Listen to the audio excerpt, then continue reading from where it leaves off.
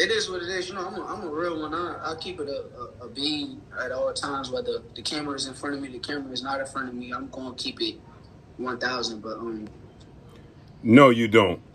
What's good, YouTube? It's your boy, Blue Blood Sports TV, and I'm back at y'all with another one.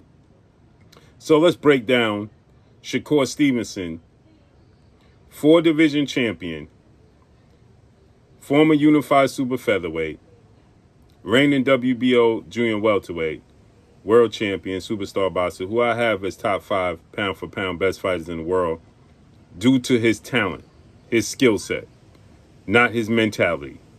Shakur Stevenson just told another bold-faced, made-up story. Okay? Shakur Stevenson is quickly turning off his fans. Extremely quickly. Right? I don't understand. Well, I do understand. I didn't see this coming.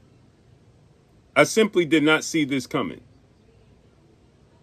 I thought Shakur Stevenson was going to stand on business. I thought Shakur Stevenson was willing to fight the best there is without stipulations. I believe in his talent. He don't believe in himself. And he contradicts himself and just simply makes up stories. And then he comes back and tries to fix the story by making it worse. And then get mad at the people for calling him out on it. Shakur Foster is a superstar and arguably top 10 pound for pound best fighters in the world. He has a record of 25 wins, 3 losses, no draw, 12 wins by way of knockout. Shakur Foster and Shakur Stevenson have developed a rivalry. Shakur Stevenson told the world if Shakur Foster gives his brother, Raymond Savage Ford, the opportunity, who is 18 wins now, 2 losses, 1 draw, 8 wins by way of knockout. If he gives his brother Raymond Ford the opportunity and he beats Raymond Ford, I'm going to fight him. And now he's backtracking and flat out lying. He backtracked on the sparring session. Shakur Foster is completely exposing the character of Shakur Stevenson. Devin Haney is exposing the character of Shakur Stevenson. It's nasty work. I didn't see this coming. But they're exposing. His relationship with Keyshawn is exposing the character of Shakur Stevenson. So now, after Shakur called that, Shakur said in sparring, I got the best of Shakur in the sparring session. Shakur went on this campaign to tell the world that didn't happen. That was a lie. That's not true. Right? He even had his manager vouch for him and co-sign.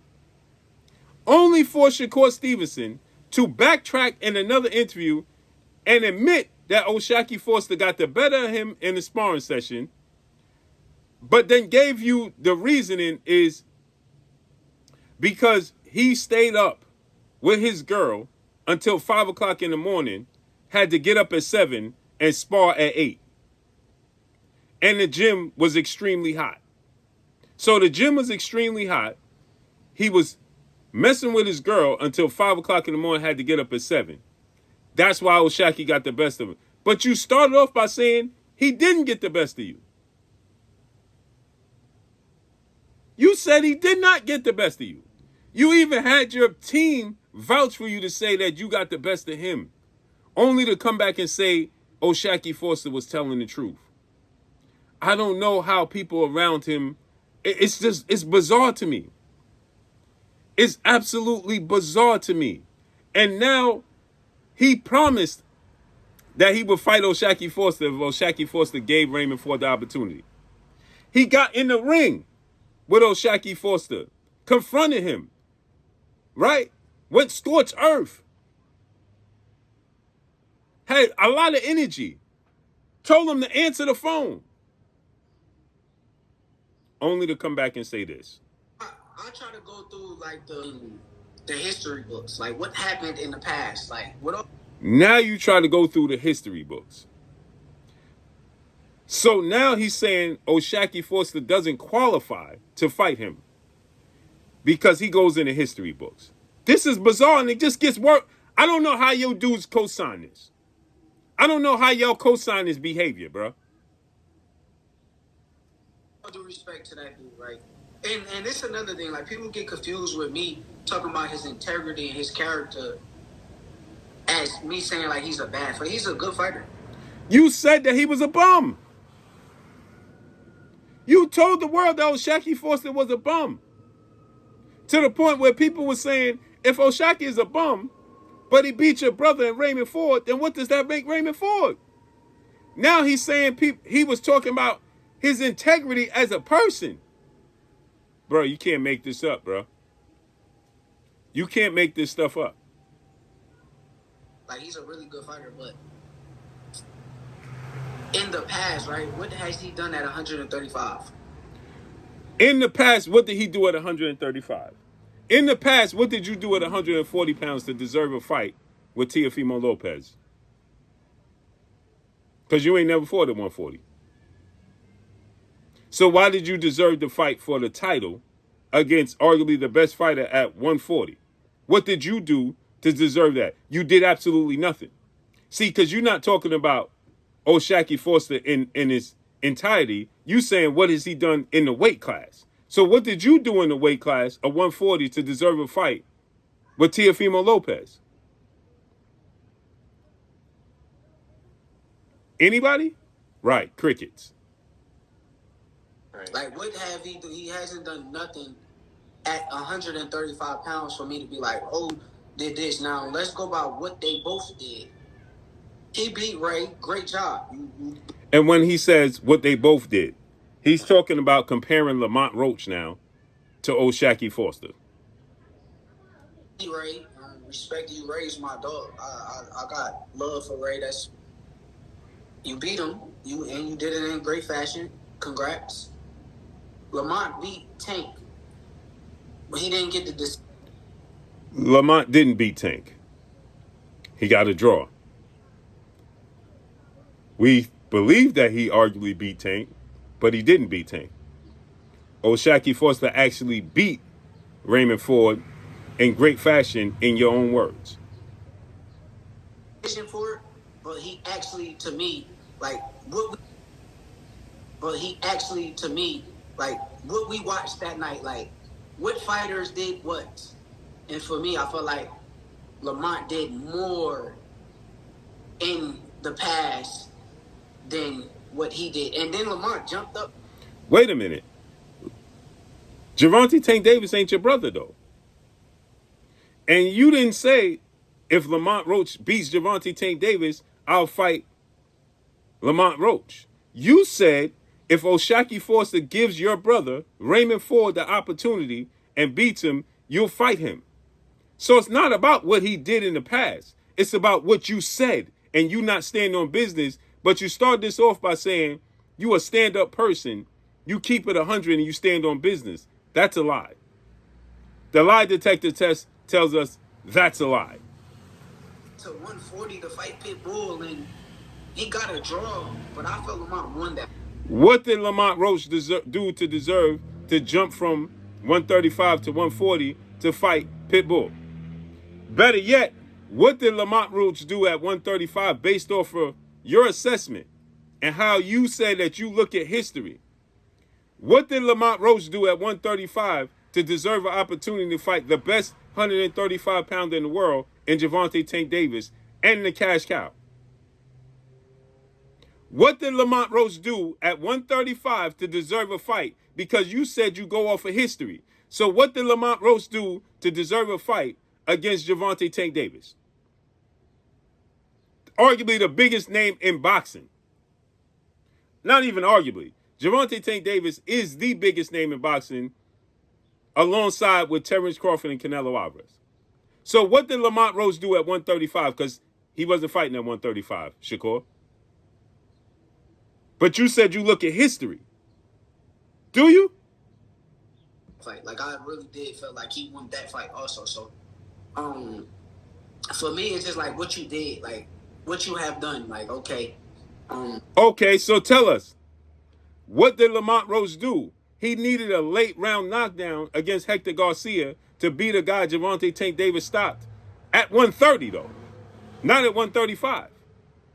So what did Lamont Roach do at 135 based off of your assessment? Because what you said is, Shaki has done nothing at 135 to deserve an opportunity to fight you, although he beat your brother at 130.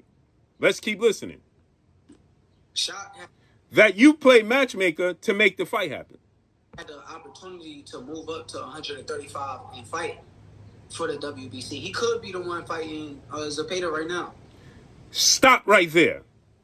If O'Shaquie Foster can go to 135 and the first fight at 135 fight William Zepeda, who only lost to Shakur Stevenson, for the WBC vacant belt, then why can't he go to 135 and fight you?